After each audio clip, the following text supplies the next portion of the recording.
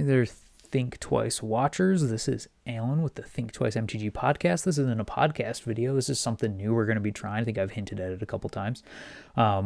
This is a gameplay video.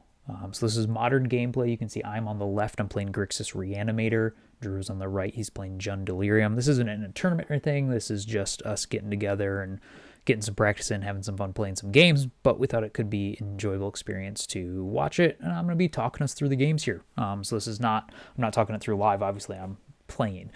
So we rolled, Drew and I play enough, we just have a system where we always only roll once. He's odds, I'm evens. So it came up even. Drew is going to be on the play. He has kept his 7 card hand. I am going to be mulliganing to 6. If you're interested in checking out the deck lists we are playing in this video, if you check out the description below, you will find a link to both deck lists.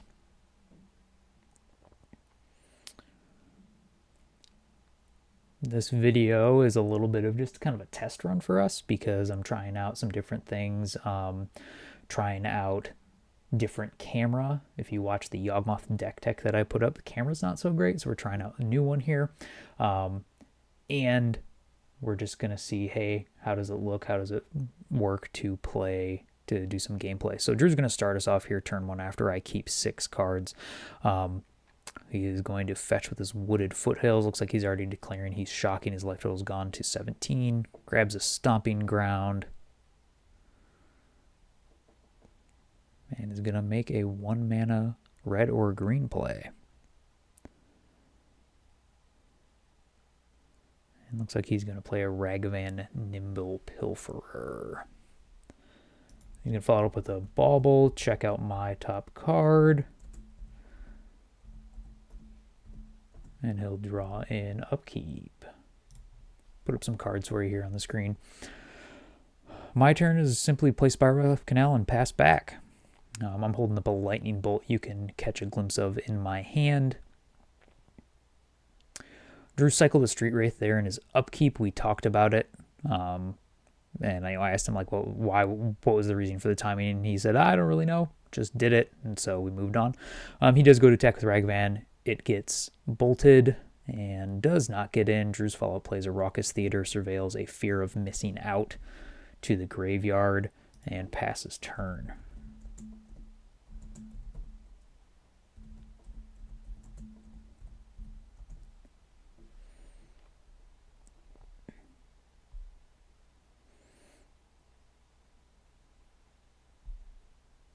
This is a good moment to mention that, like, you cannot hear the audio of the gameplay. We're probably just talking about something unrelated or, you know, different topic as we're going, maybe talking about a card or whatever. And so that's why I'm gesticulating without doing any game actions, because apparently I can only focus on one thing at a time. So I'm considering my options for plays here. I've got a couple of things I could hold up, or I could deploy a threat. I decided to deploy Tamiyo, Inquisitive Student. Drew's going to tar fire me on end step. You can see Drew's deck is all about getting many different types of cards in the graveyard. He's going to cast a Malevolent Rumble. He's going to reveal the top 4 cards. He's going to pick a permanent to put into his hand. He's going to make a spawn token that can sacrifice itself for a colorless mana. He's going to pick the Omnivorous Flytrap.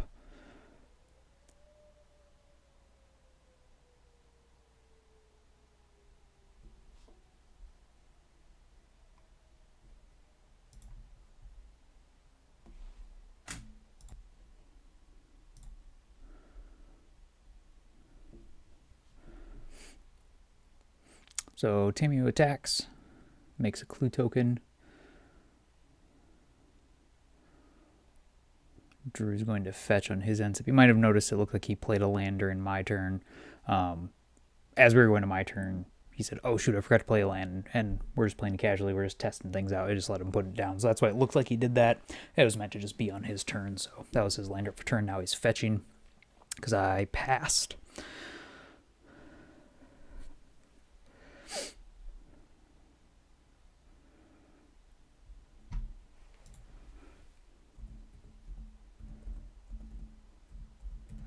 couple times throughout this match we were talking about, and it was brought up by this fetching, is Drew had a couple of realizations that he'd like to make a couple of land changes to his deck. So I think you probably saw him move through things a couple times there, and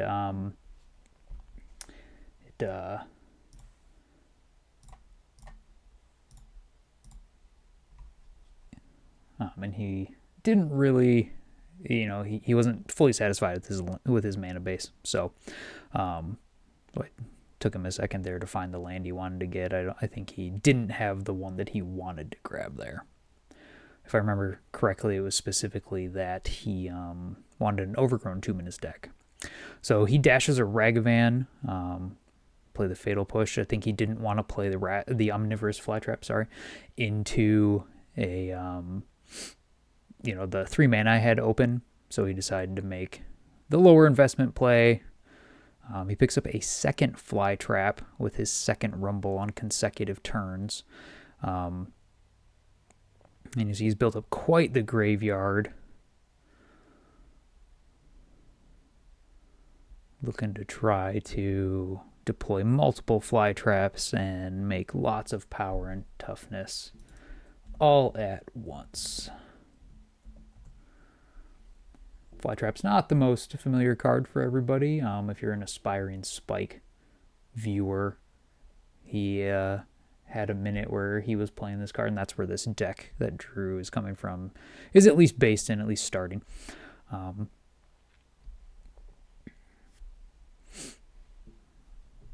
I fetch up a Surveil land on the end of my turn. Leave that card on top. You will see in a second here it is a Persist. Very good card in this deck. Making some decisions about if I want to attack with Tamiyo. I was trying to remember if this Flytrap has anything like haste or anything weird. So we were discussing that as I made my decisions. Trying to decide, do I need to hold it up as a blocker? Because even though I'm at 16, scarily enough, depending on what is in Drew's graveyard, he could present that much power and toughness very quickly with this Flytrap card. As you can see, if he's got 6 types in the yard, not only does he put counters on stuff, he then doubles them. So he could come and put 2 counters on something, double them, so he could easily add 4 power. I play Kitsa Otterball Elite is my play for the turn. One of my favorite Bloomburrow cards. You can read it there if you're not familiar with it. Playing it as a 1-of in this deck as an additional discard outlet. The version of this deck that I'm playing also has Monument to Endurance. It's kind of like the secondary threat. So Drew does play his Omnivorous Flytrap, puts 2 counters on the spawn token and passes turn. I sacrifice a clue and draw a card in my end step, or in his end step, I apologize. Drew's got technically 2 mana open. The spawn with 2 counters on it can sacrifice 4 colorless mana.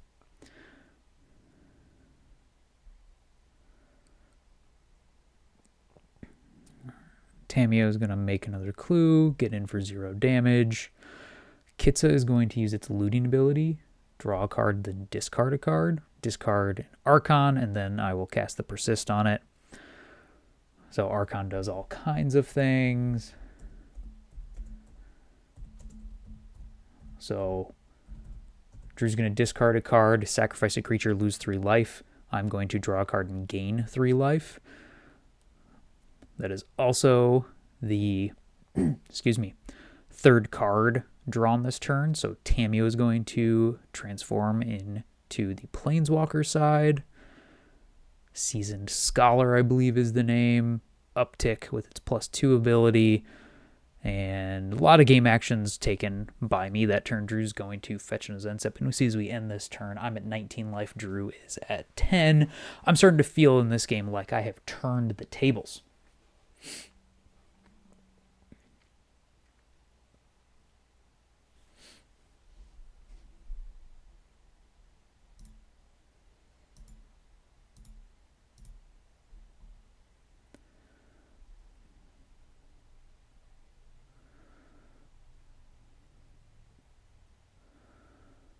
Drew draws a Nethergoyf for his turn.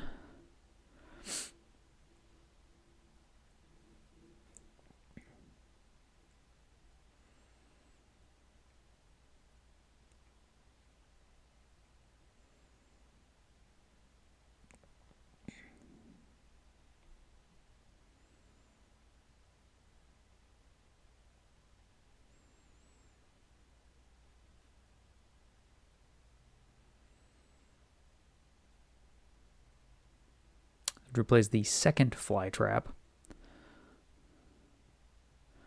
So this one is going to put 2 counters on the first one.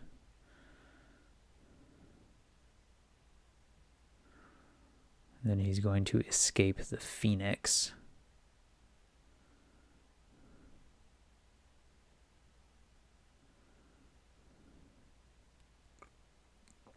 Put it on the one that came into play this turn, so they can both attack.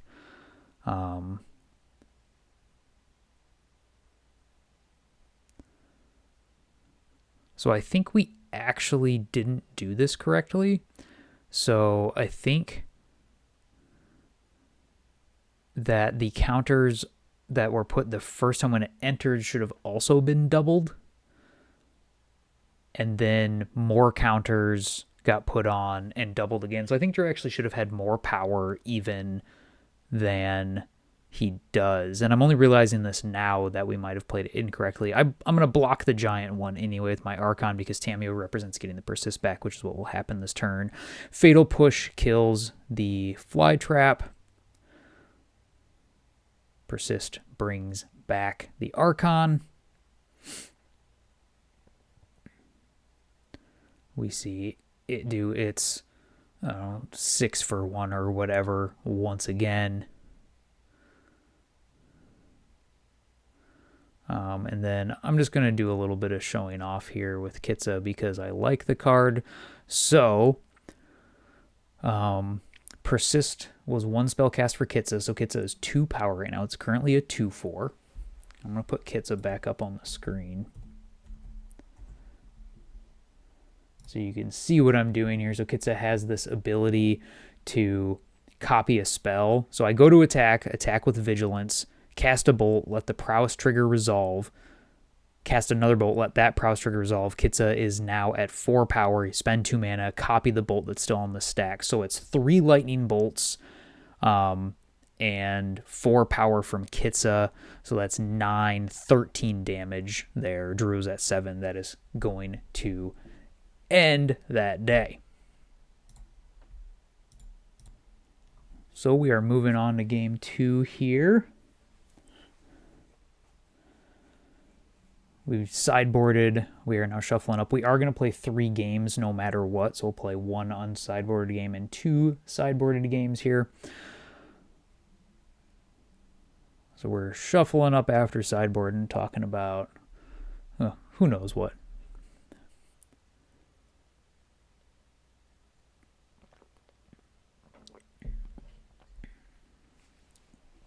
Drew's checking out his opener there. Looks like maybe he's got 2 lands, Ragavan, Bauble, Nethergoyf.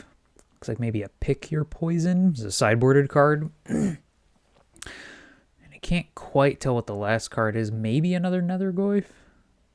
Not 100% sure. Don't quote me on that one. And he's thinking about this one. Yep, definitely Pick Your Poison.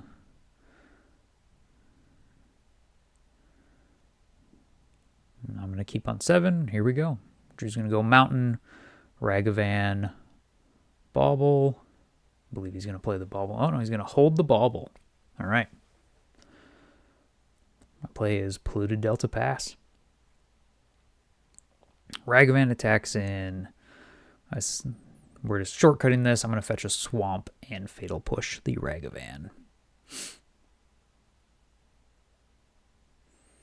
Oh, the last card in Drew's hand is a Choke. Maybe that was the draw for the turn. Looks like a Street Wraith is the card I didn't know.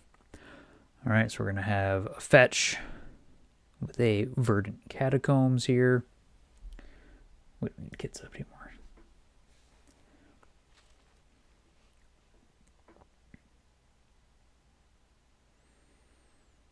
Drew just considering what land he wants the most. I think this was a point where he realized he wanted that Overgrown Tomb because he has the basic mountain. He wants all 3 colors, but it isn't in his deck.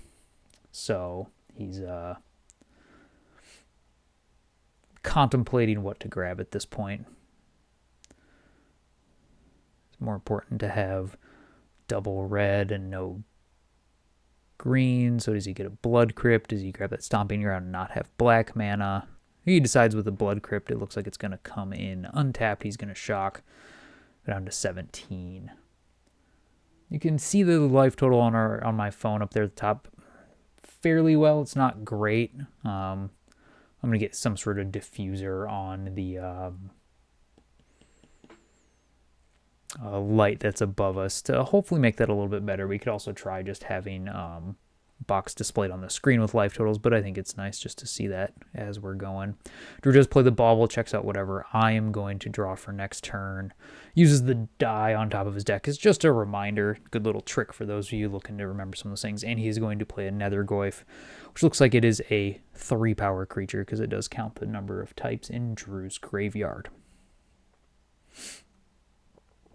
My play is Odawara for turn, and then I cast Psychic Frog. Nice, fun little card. If you've listened to all the way back to episode 1 of the Think Twice podcast, you'll have heard us talk about this card. It was our card spotlight on that very first episode.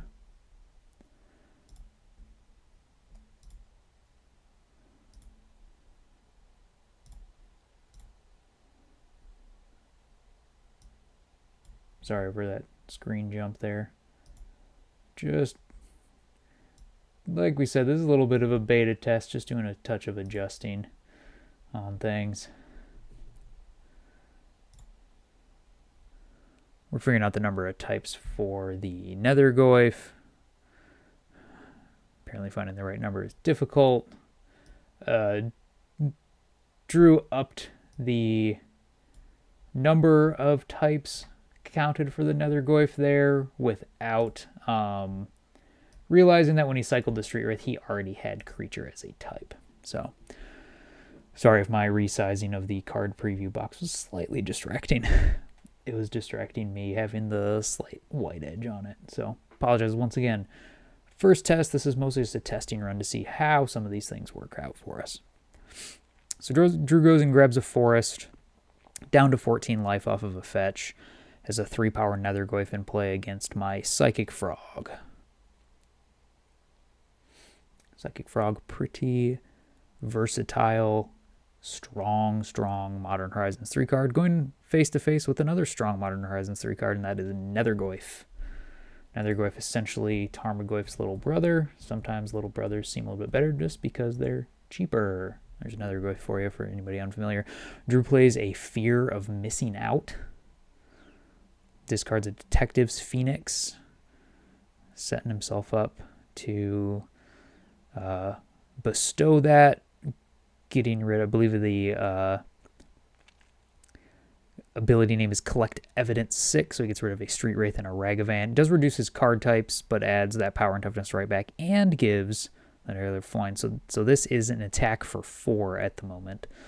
Because 2 power base from the Nethergoyf, the Phoenix gives it +2/+2.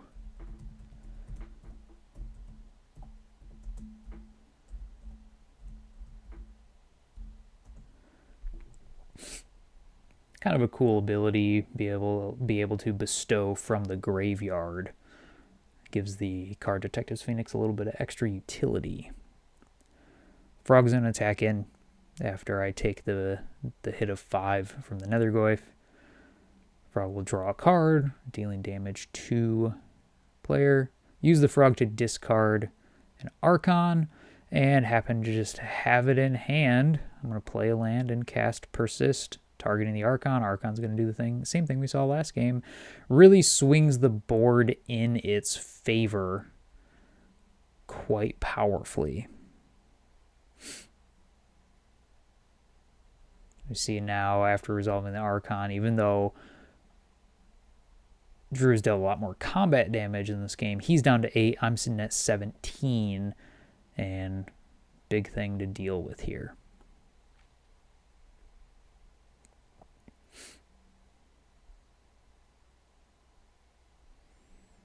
See a little bit of camera wobble there. The camera is mounted on a support that is attached to the table. It's something I'm considering changing for next time, so that we don't get any of that wobble as we touch the table. So once again, apologize for any low production quality we might have here. But, we're all just learning this. Drew decides to play Omnivorous Flytrap. Looks like he only has 4 types in the graveyard, so he's not going to get the doubling effect. Put Flytrap up again, just because it's not a super familiar card for most of us. So this has the much more frequent whenever it enters or attacks. If you have just 4 types, you get to put 2 counters on something. You can distribute them, actually. And if you have 6 or more, then you double it. So instead of adding 2, it would add 4. Drew's now just contemplating some back and forth decisions of if he attacks, what happens. If he doesn't attack, what happens. And the thing we're talking about here is that if he doesn't attack and the Archon attacks, he has to sacrifice one of his creatures, and then the frog, because of the number of cards I have in hand plus the one I'll draw, will become lethal. That's why you see me counting there. So we're kind of talking out like which one's the best one. This is a thing we like to do quite often as we're playing these games, is just think through lines together, because I think overall it makes us both better at the game. So that's what we're doing. We're talking about, okay, if you attack with the Nethergoyf, what happens? If you don't attack, what happens? So now we're entering into the point where we've decided that once he played the Flytrap, that was a play that made it so I was going to win the game with what was on board. So now we're talking about let's do the hypothetical route of what if he had made a different play. So that's what you're seeing here. I think this is a really great practice if you have consistent playing partners and you're not playing games with stakes, is just work it through. So he said, okay, what if I play a DRC, do the pick your poison, I'm going to exile 3 cards from my yard to give my frog flying, and then sacrifice that because the Archon is much more powerful in play. So he's going to get to Surveil.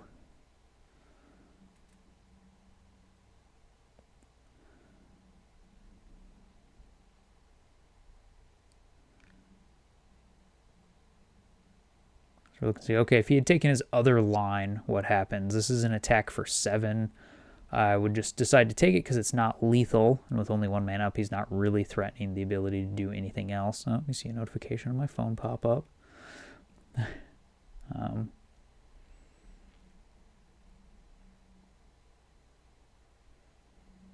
Yeah, noticing enough of the wobble that I am really going to consider my options for having the camera mounted on a table just right next to this table, so that as players move, we're not bumping anything.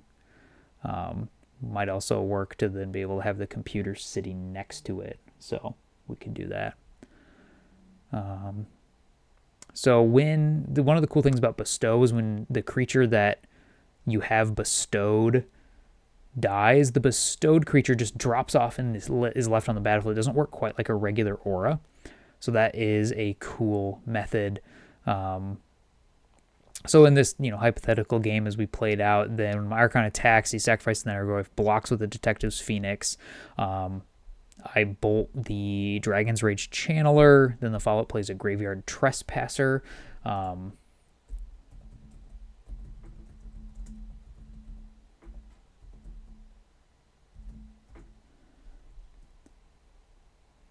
And then we move over to game 3.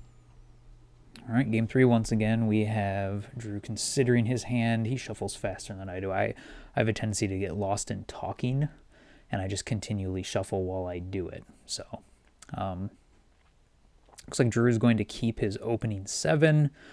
I'm doing another shuffle here. Drew and I also don't like cut or shuffle each other's decks when we play like this, where neither of us are going to cheat each other. There's certainly no stakes worth that going on at the table. Not that you should ever cheat, but just shuffle up ourselves. Don't have to worry about that extra thing. Saves a little bit of time, a little bit of energy. We get to move on. So Drew's kept on 7. He will be on the play once again.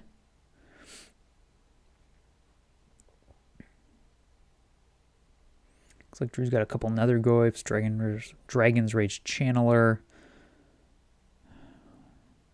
That might be a Tarfire. Can't quite tell exactly what everything is. Maybe a Fly Trap. A couple of lands. I'm looking at a hand of, looks like Push, Bolt, Tamiyo, a couple of lands, a Sink into Stupor, and an Archon of Cruelty.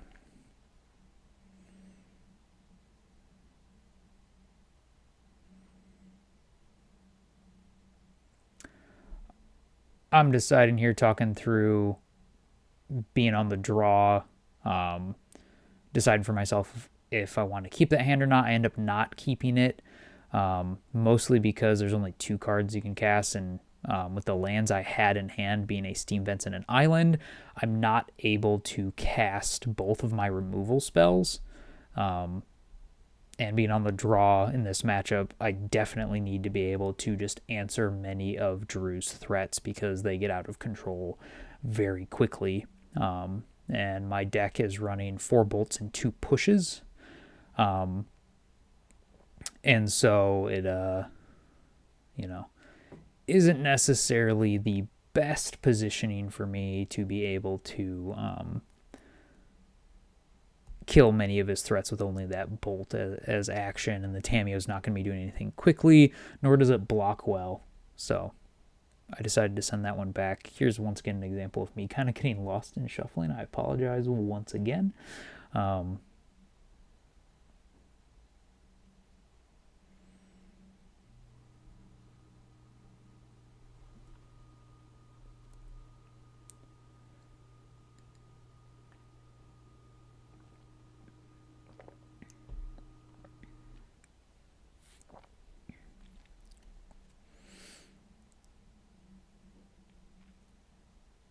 I think we're having a discussion about cards and if they're good counters to different things and stuff like that here.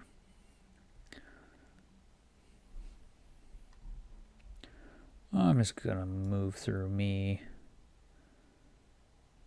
All right, there we go. Man, some people just never shut up, right? I am going to keep 6, deciding what card to put back. I believe I put back a Surveil land, decided to keep the basic. Drew leads off with a Dragon's Rage Channeler and a Mountain. Blue to Delta, pass.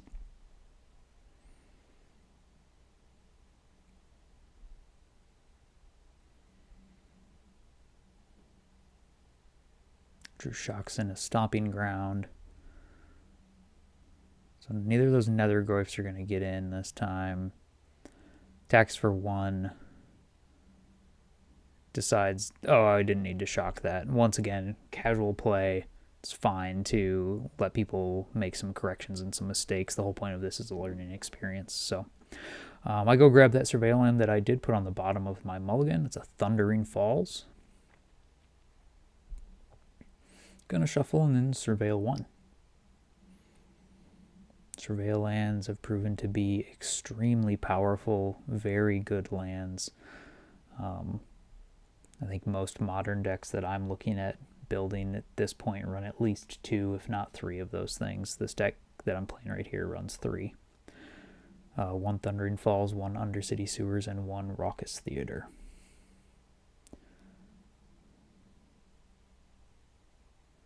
I gotta learn to multitask, folks. I'm sorry.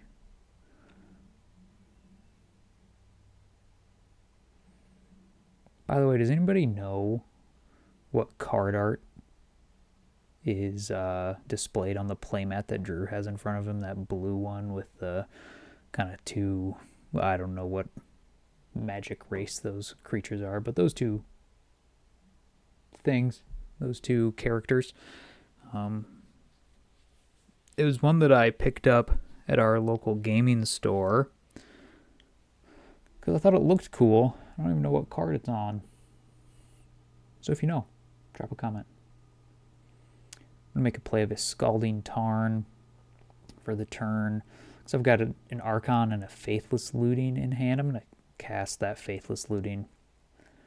I'm going to draw 2 and then discard 2. Very solid card, recently unbanned back in December. So I've got to pick 2 cards that I don't want in my hand. One of them is undoubtedly going to be that Archon of Cruelty. Looks like I was thinking about the Sink into Stupor. Instead, decide to get rid of maybe just another fetch land, I think that is. Maybe a Scalding Tarn. And then I'll pass the turn back to Drew. He's going to Tarfire me on his end step, which is going to let him Surveil 1.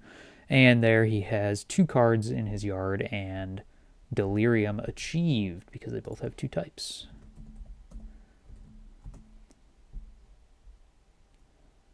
There's Tarfire if you're unfamiliar with it.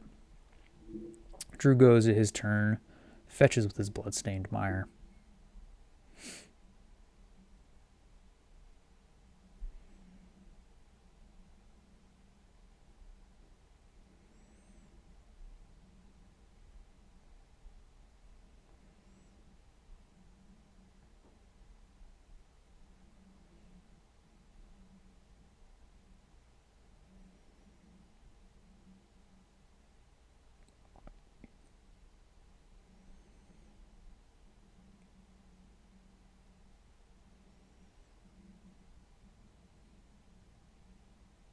He grabs a Blood Crypt, plays the Omnivorous Flytrap that he's got in hand. I'm going to hit that one with Stern Scolding.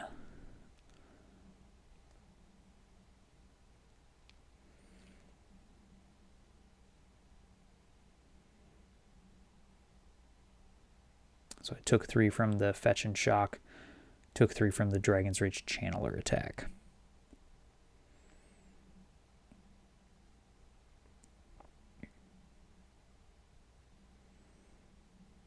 So I'm already down to 11. Under a bit of pressure here. So I've got an Engineered Explosives in my hand. Deciding when and if I want to deploy that. I'm just going to play a Swamp and pass the turn. Drew's going to cycle a Street Wraith.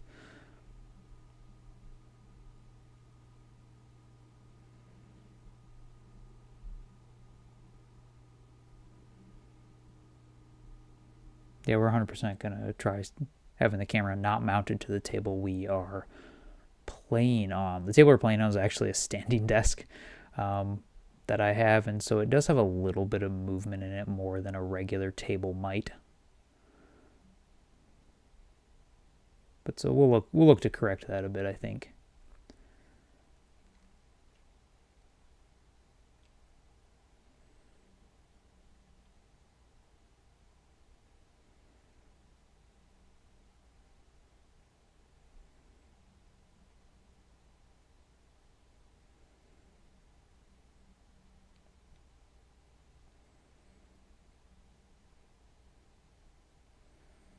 Drew plays another Goyf, and it looks like he's fetching. I've still got just 3 mana up.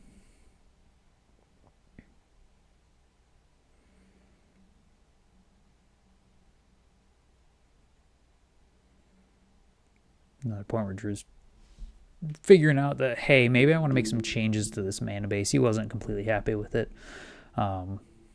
So he decides to grab that Raucous Theater. He's going to Surveil 1.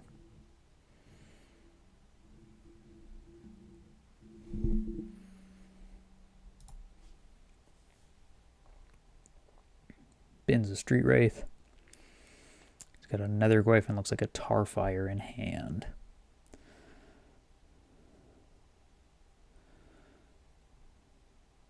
And he passes back to me. I don't do anything on my end step. There's a Lightning Bolt. I'm going to play Engineer Explosives on 1. Tarfires me on end step. He leaves a card on top. Not usually what you want to see when you're under a lot of pressure and your opponent has the ability to get rid of a card on top and be like, nah, that one's good. Not what you want to see. We're counting up Drew's Delirium count here to get a good read on the Nethergoyf. It is 5 power. So he attacks in for 8.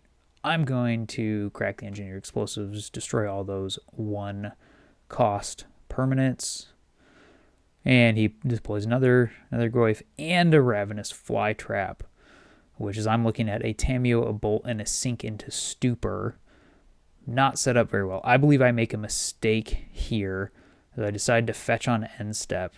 I need to go get another blue source, and I don't. I wanted to grab a Surveil land, and so my options were blue-black or red-black. And I was thinking, oh, maybe I want a second red source. But what I didn't think about is that my real way of surviving this game is by playing Tameo as a blocker and using Sink into Stupor to bounce one of the creatures Drew has in play. And by not getting the third blue source, I can't play both of those cards, and the Lightning Bolt does not do it. So I'm going to draw, or I'm going to Surveil, see a card on top, decide to get rid of the Lightning Bolt because one Lightning Bolt doesn't kill anything, neither does two.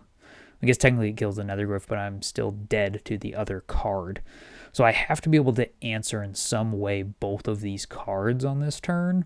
And so now I'm thinking with my hand of Tameo, Sink into Stupor, Lightning Bolt, and whatever I drew for the turn. Is there a way? What I drew for the turn, I believe, is just a fetch land, if I remember correctly. No, it looks like a second Tameo. So literally blank cardboard. Because I can only put one of those into play. This is when I'm realizing I don't have enough blue mana to cast the Sink into Stupor. The Lightning Bolt doesn't do anything. And I am going to call this game over here in a second. I'm going to flashback Faithlessly just to see if I do anything. My only out here is draw land persist. Because then I can get the Archon back, answers one of the creatures. Archon can block the next creature, and then we can see if we still play from there.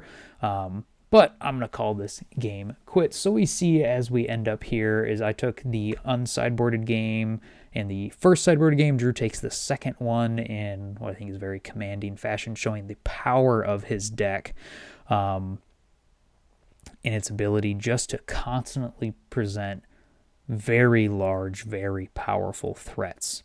I'm going to attempt a play that I mess up, by the way, of cast Tameo, play Nihil Spellbomb. We're going to do the same thing we did last game for a second and see, okay, what happens if, but I lose this game. I needed to crack the Nihil Spellbomb before Drew makes his attacks because he's going to put 2 counters on his Nethergoyf. It didn't matter. I lost on the... after my next draw wasn't anything important anyway. So either way we played the game, even if I played correctly, Drew wins this one. So hopefully you enjoyed just watching a little bit of modern paper gameplay. If you've got some feedback, leave a comment letting us know, hey, do you like this kind of stuff? Is there anything I could do to, maybe with low investment, make it better? We're going to be trying this a little bit as we go here. Just, seeing how it goes. A couple things already I know we're going to work to fix. Wobbly camera, stuff like that. But thanks for watching. Have a good one. We'll see you next time.